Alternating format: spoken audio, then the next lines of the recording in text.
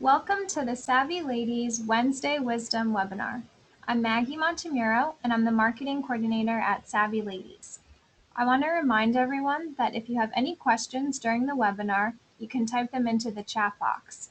If you're joining us by phone, you can email your question to info@savvyladies.org. Today's presenter is Eleanor Blayney. Eleanor is a certified financial planner with more than 20 years of experience and the consumer advocate for the Certified Financial Planner Board of Standards.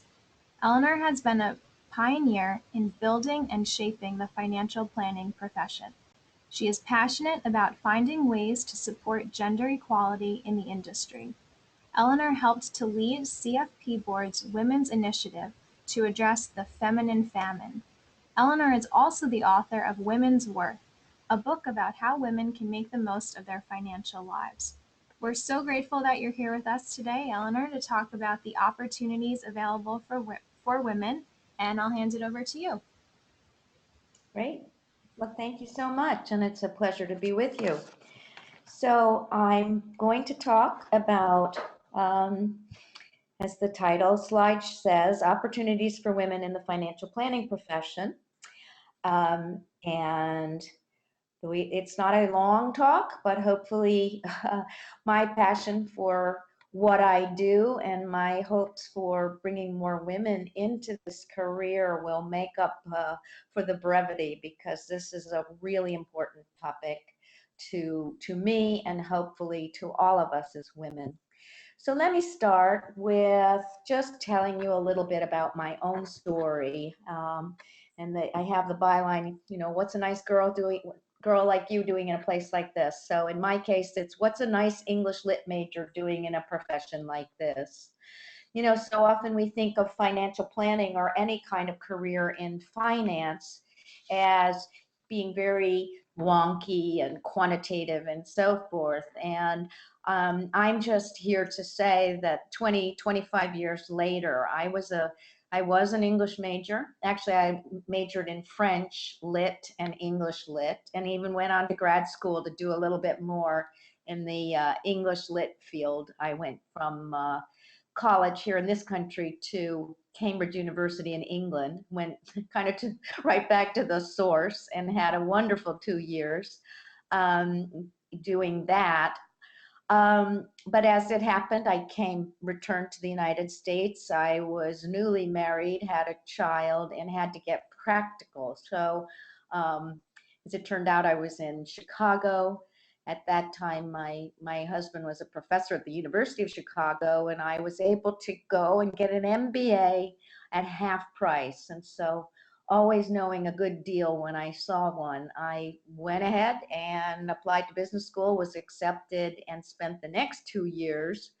It was a rude awakening, I have to say, moving from studying William Wordsworth to Accounting 101. But I did it, graduated from business school, and was off in search of a career.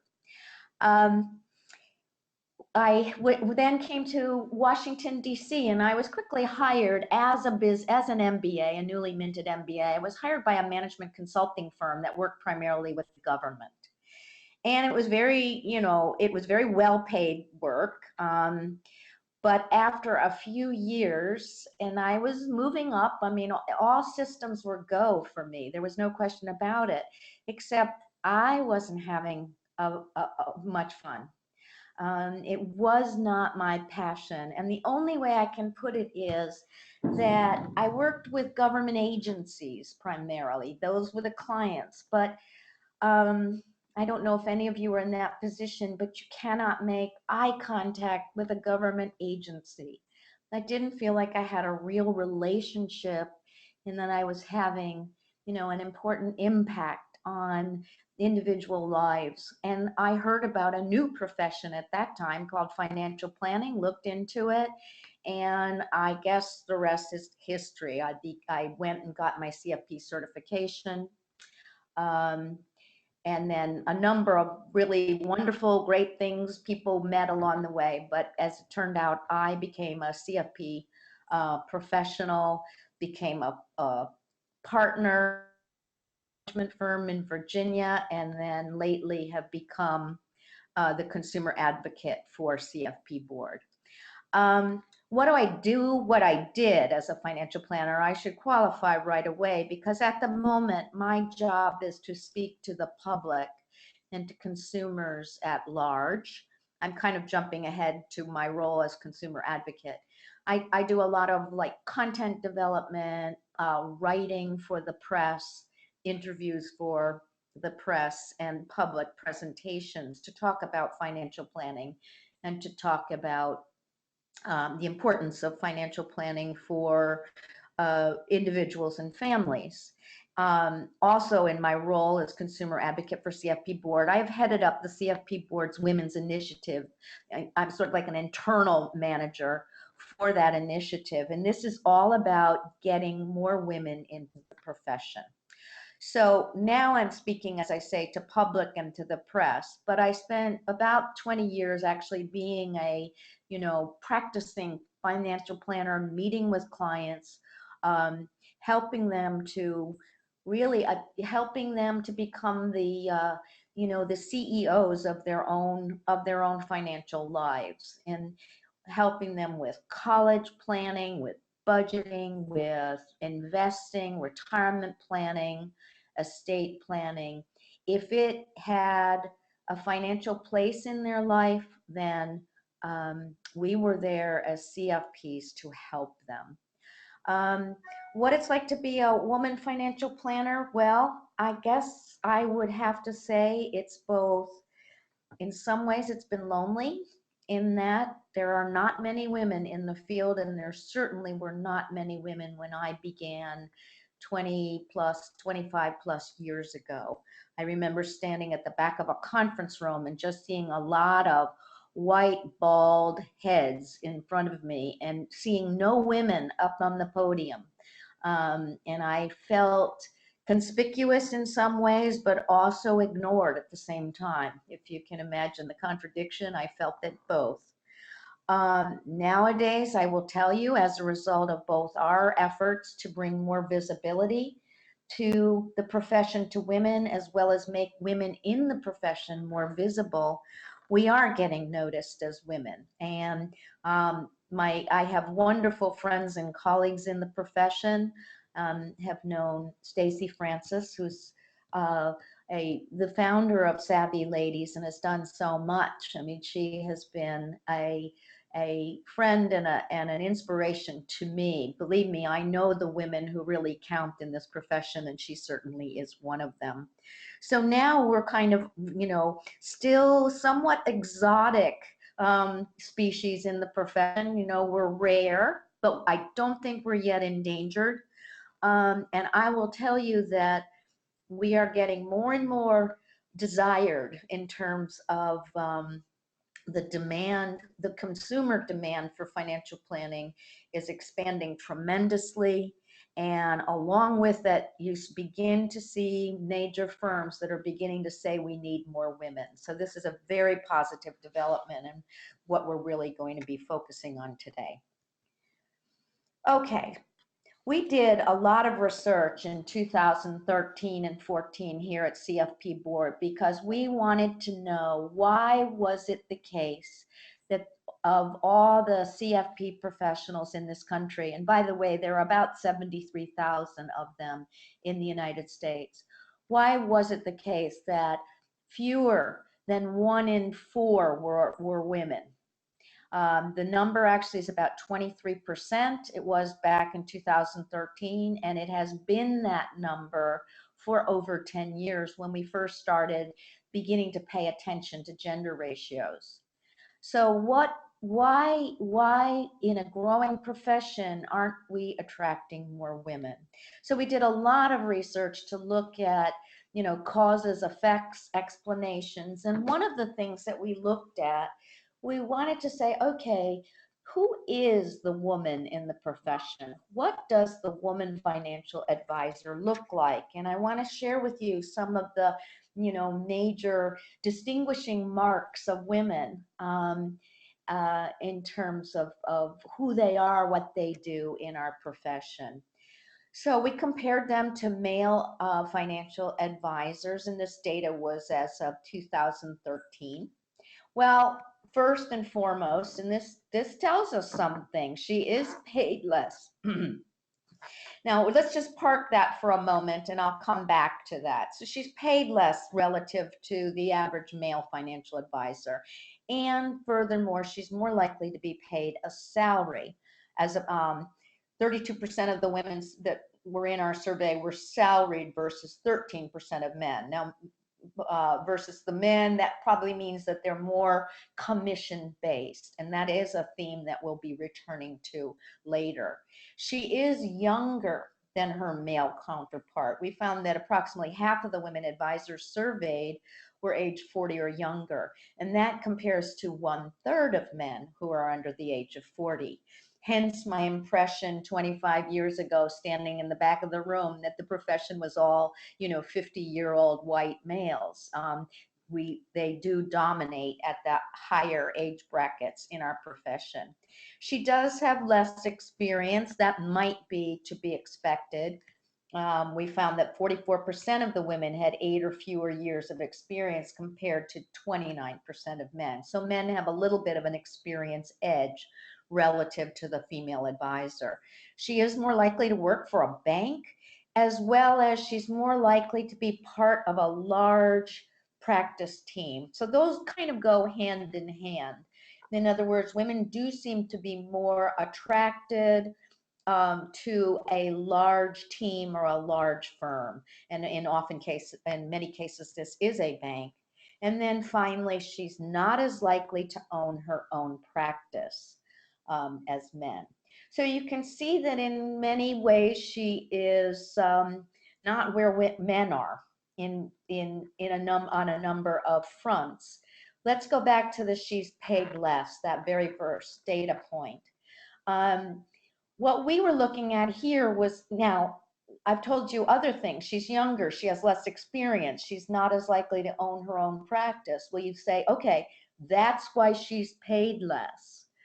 No, in fact, I mean, it is a reason why women are paid less, but in this case, what we held those things constant.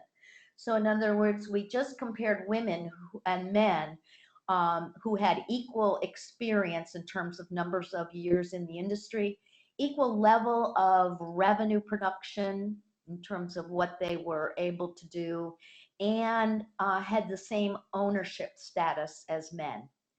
And even when we hold those important variables constant, we still found a $32,000 discrepancy in income between women and men.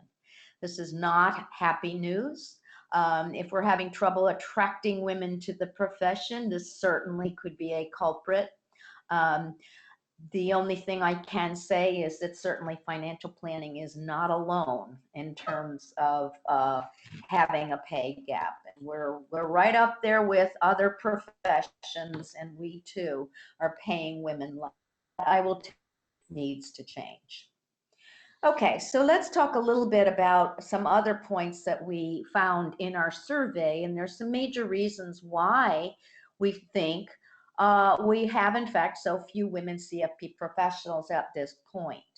First of all, there is a kind of difference, or I'm calling it information asymmetry between the genders. And the simple fact is that women, girls, young women, girls, students, they're simply less familiar than men about the financial planning profession and the requirements for becoming a CFP professional. They just don't know as much about the career or what it takes. They're not as familiar. And that obviously has a kind of fundamental, if not very obvious, bearing on the numbers of women in the field. If you can't see it, you can't be it. If you don't know it, you're not going to go into that profession because it's just not on your radar. But there's also other issues, and we know this is kind of the lean in thesis, that another reason that may be that women are not advancing in the profession in the numbers that they should. when you consider the underlying demographics that, women are absolutely as plentiful as men in this country, and in fact are more apt to have the required educational degrees that they're going to need to get into the professional fields. Um, but one problem is that and women will admit this, and they admitted it in our own survey, that they do fail to speak up. They do fail to push themselves forward. And this was adduced as a reason, as many have women leaders in the profession, which of course then turns around, and if they're not leaders in the profession, if they're not women to look up to, these younger women or career changers or whatever, they don't see the role models that might invite them in. So it's a complicated argument, but certainly we need to be more, we need to become more visible and encouraged to become more visible.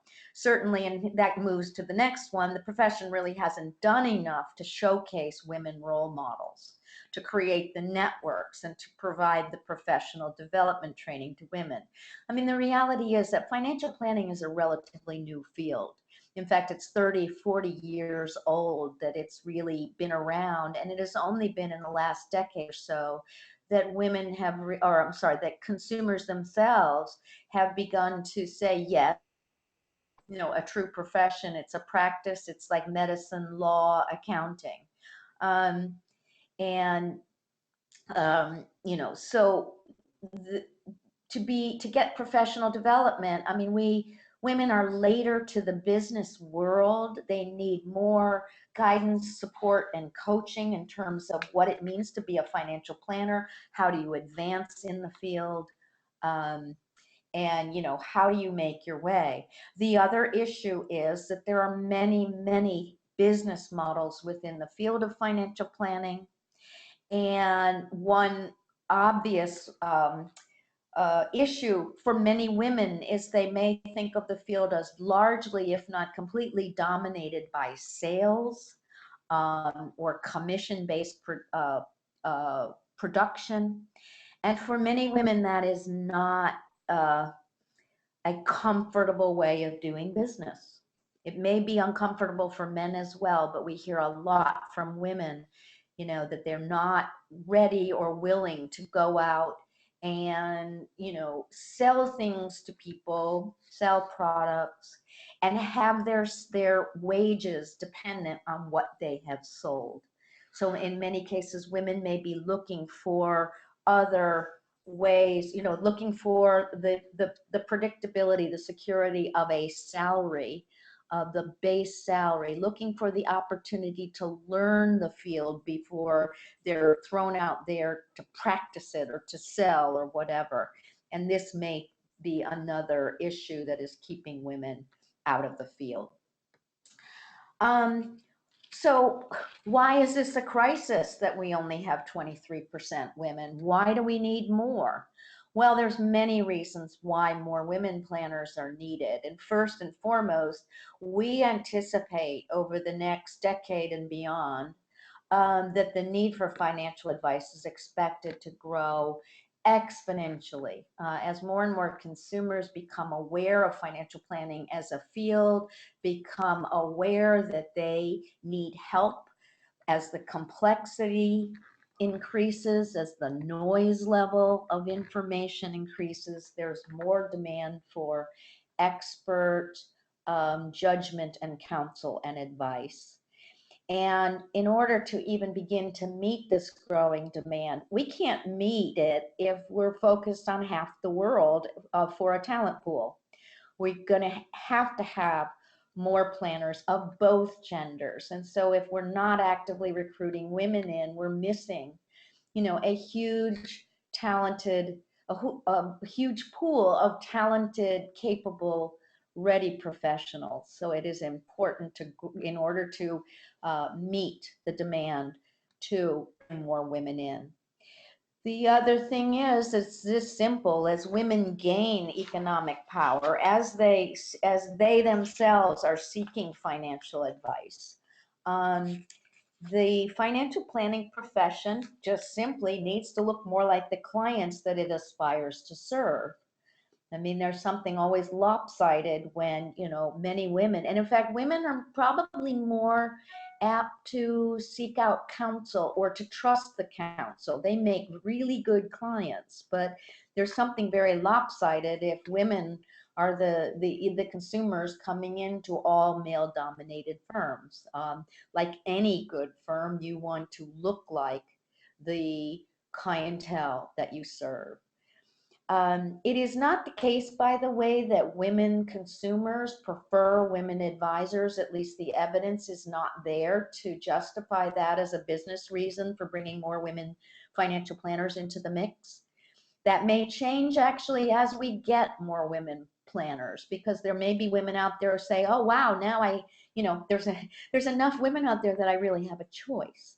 But at the moment, we are not finding that as the reason to bring more women in. However, there's more and more research being done, primarily among publicly held firms in this country, that when you bring more women into a firm, numbers, the actual profit numbers, performance numbers improve. So if we're looking for a business reason, it's right there on the balance sheet and the income statement that profitability improves, retention improves among employees, that workplace culture is more conducive to productivity, creativity, and innovation. So there's lots of reasons, not just for financial planning, but across the board as to why more women are needed. Um, what is it about financial planning that in fact may be eminently well suited for women? And this you hear over and over again. And in fact, one of the statistics that came out of our study is we talked to women who had their certification. They had gone through all the program to get their CFP. What was their career satisfaction relative to women who were in the field of finance but were not financial planners? And it was stunning, the difference in career satisfaction. It was very high among those professionals who had taken their finance background and deployed it in the field of financial planning versus those that were in finance that wasn't pointed towards planning for individuals and families. It was about 72% for the women's CFPs versus well under 50% for women in other financial careers. So there's something in what financial planners do that is enjoyed and providing a lot of by women and providing them a great deal of satisfaction. I think from our focus groups and talking to a number of women during our research, this is what we were hearing. There was a sense of, I can really make a difference in people's lives. It kind of harks back to my own experience when I just was like, how do you engage with a bureaucracy? I have all this to offer. I have all this training and knowledge or whatever, but I don't go home at the end of the day saying, gosh, I made a difference. Whereas meeting with families and dealing with their issues with children and relatives and each other and all the complexity, you get the sense that you are engaged in making a difference. Tremendous upward earnings potential. Potential for earnings is indeed comparable to the other distinguished professions such as medicine, law, accounting. This is not a back office, lower level type of career. The upside potential can be very, very, very good. Opportunity for creative problem solving. The work is never boring or routine. I think kind of the subtext here is this is not auditing or accounting, although those skills may be very important. There are no like equations that give you the right answer. You often are working with a family or a couple and coming up with a creative solution. We're all very aware of the whole field of behavioral finance these days, which is all about the idea that um, humans are not 100% rational. They have emotions that determine the right strategies. They have emotions that will, stop them from doing the right things. And our challenge is to find a way to get them motivated, to get them building, saving, doing the right things. Um, but it's like the old thing, you can't lead a horse to water and make him drink. I mean, in other words, you can do all of that, but you have to know how to encourage, you have to know how to coach, you have to know how to communicate. We also found that women felt that financial planning might offer a good deal of work-life balance. And I think among women who have been in a career, in many cases, they do find this, particularly those who have taken the risk going out and creating a practice around what they like to do, working with the clients that they like to be in contact with. Technology has offered us tremendous leverage in the financial planning field. We can meet, we can be in communication, which is so critical with our clients in any number of ways that do not require us wearing suits 8 to 6 every single day. This is not a profession where FaceTime equals productivity. You have to be creative, you have to be dedicated, but we, recognize that work-life balance is important.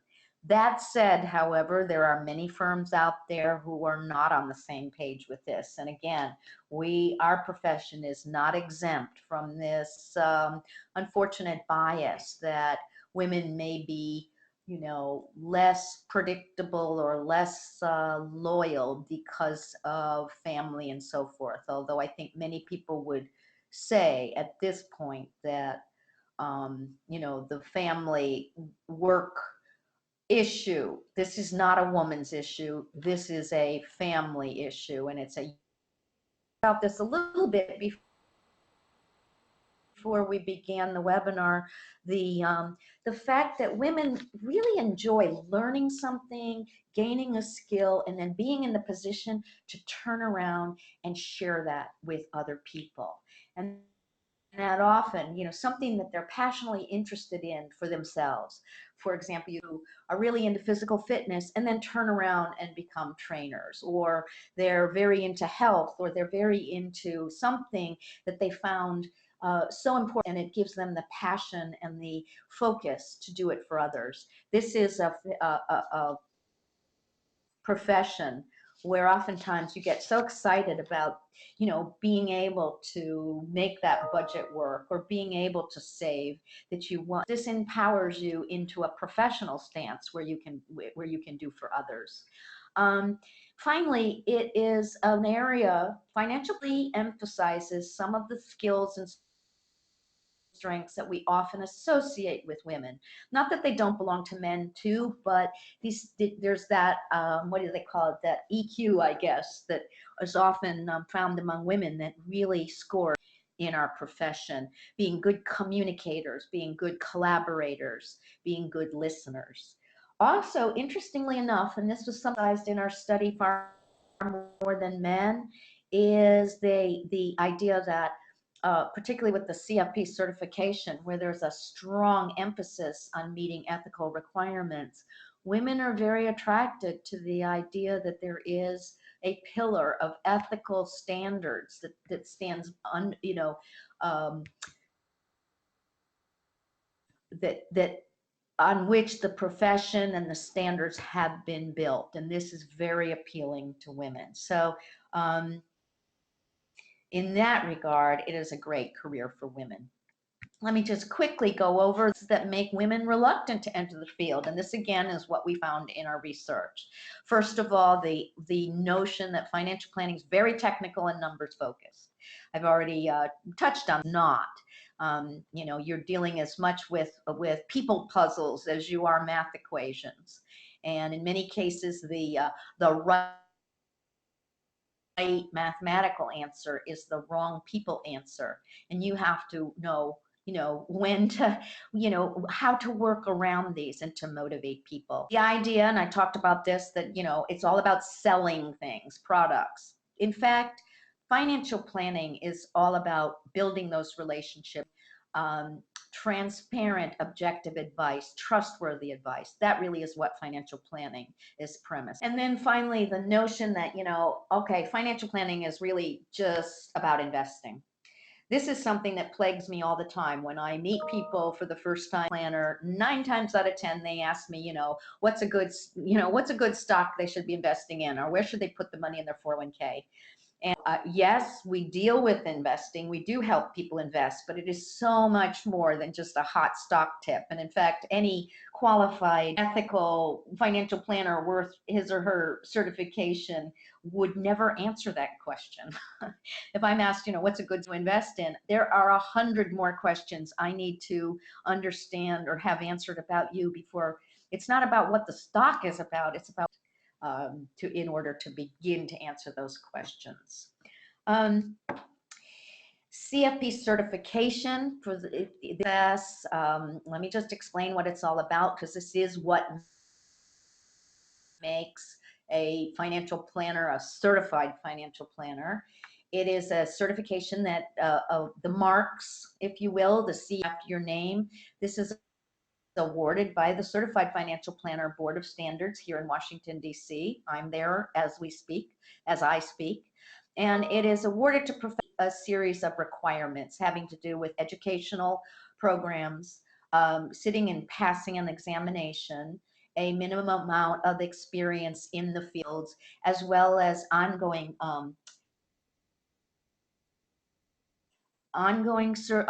continuing education, and abiding by all ethical and practice standards.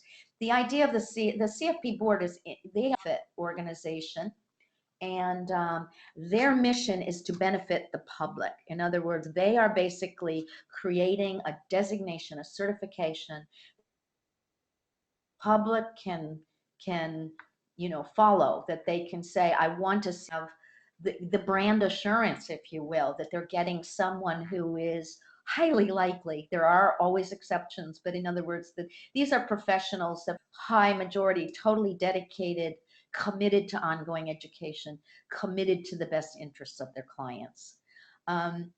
For women in particular, getting that CFP is seen as a tremendous confidence and professional boost to becoming competitive, a competitive edge, to stand out in a male-dominated financial services industry.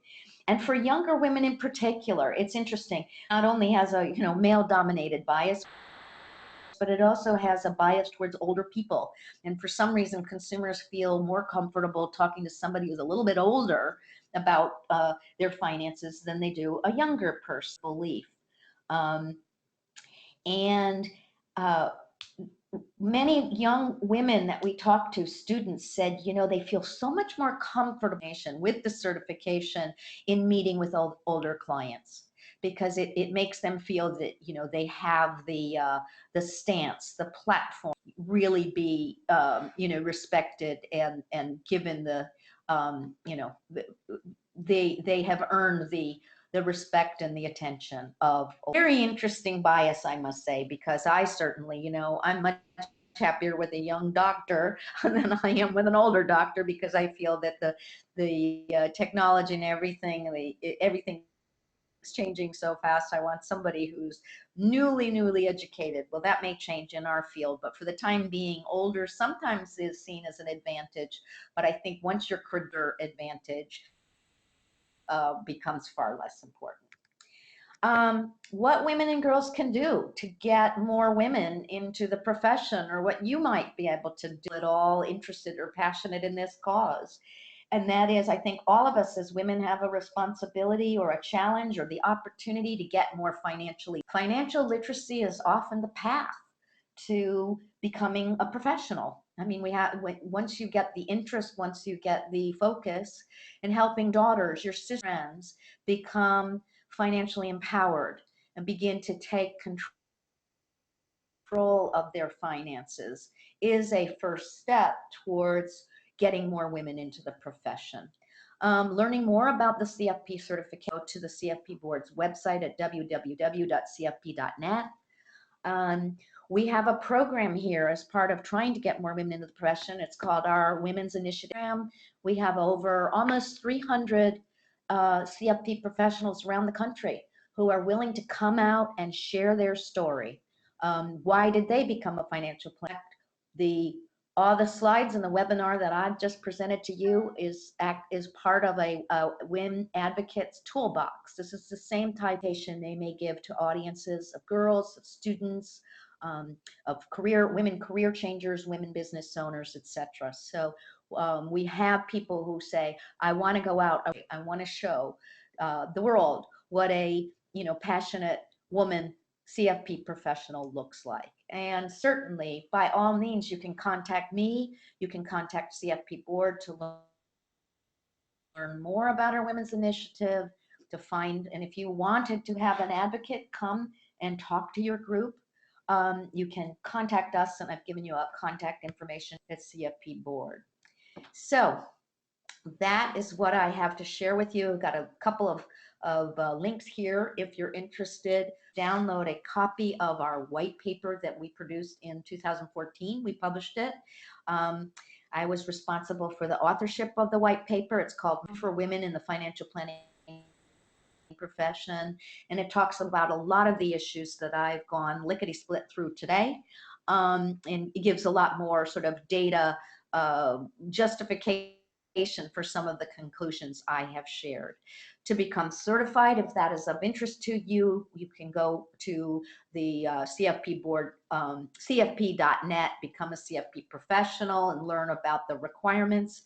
And you are absolutely free to contact me at any time with questions, with encouragement. I am here because my passion is to, I guess, finally to become less lonely as a woman financial planner, because this is a great career for women, and we need the skills and the empathy and the, all the many things that do consumers and to the public in terms of making them more financially empowered. So thank you all so much. And if there's any questions, I'd be happy to take. Thank you, Eleanor. We did have a question that came in, which is, what financial areas are CFPs responsible for their clients? That is a great question, and interesting because the education program and the examination is based on I think it's a survey that the board does, and they go out to all of these 70,000 plus CFPs and say, what are the things that your clients are asking for? What do you think is important to know in order to serve your client? We go right to the profession to then identify the topics that are important in the educational curriculum, as well as the testing and the exam. You can go on this, again, the cfp.net website, and I believe there's some search around a little bit. I know I have been in there, and it may be in sections on educational programs, but the board has, and if you need more information, you can all find it for you, but there are the topic areas that are compiled from this survey. So these are basically the areas that are considered in financial planners, CFPs, to master in order to practice financial planning. So it could be, understanding bankruptcy, implications of asset titling. It can be how to, to understand computation of rates of return, even to understand behavioral finance, those funny little tics that we all have that make us behave in less kinds of ways. So there is a variety of very technical, but also a lot of softer skills. We have to understand taxes. We have to understand the provisions of retirement plans. I have just been spending a lot of Social Security claiming, which is becoming more and more a province or a focus of financial planners as our clients are aging and getting to the age where they have to decide, when do I take social security, coordinate it with a partner, with dependents, and so forth. So it is a very vast array, always challenging, always interesting, never dull, never boring. Okay, thanks. And we had another question that's, I'm a big believer in mentors. If I don't know any female CFPs, should I ask for advice from a male CFP, or is it better to reach out to a female CFP I don't know? Well, I would say that's kind of a person. I don't have an answer for that. It's interesting. I just spoke at an event last night in New Jersey at William Patterson University, and so there were students there, and I was asked what was really formative to you along your way as enter a career. I did have a male mentor, and he was, you know, I can't thank him enough. I mean, he gave me the boost that I needed. If not, it wasn't just a boost; it was a push.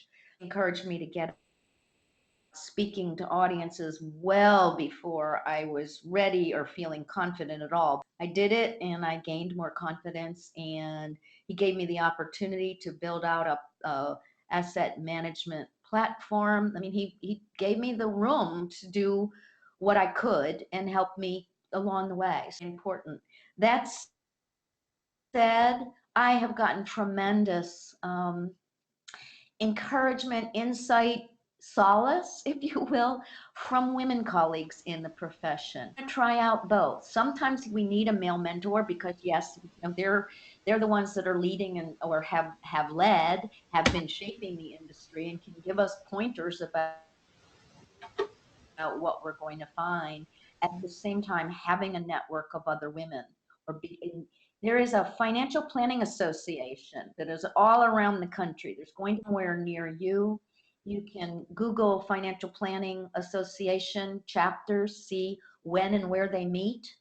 Go to these meetings. You can go as a guest and begin to meet people. So I think both. It's not necessarily to have only a woman, and there's no rule against having a man help you. And we need men, and the men who can kind of push people out of the way to get us where we're very valuable in our careers. There's no question about it. You will find those champions out there. You have to look hard, but you will find them, and they're worth their weight in gold. Okay, great. Well, I think we're about out of time, but we want to thank you again, Eleanor, for a really great presentation about women in the financial planning profession. Thank you to everyone who joined us today. We hope that you'll join us again. And thank you again so much for your time and really great input, Eleanor. Thank you also. Would welcome any comments, questions. You've got my email there. Please keep in touch, okay? Thank you.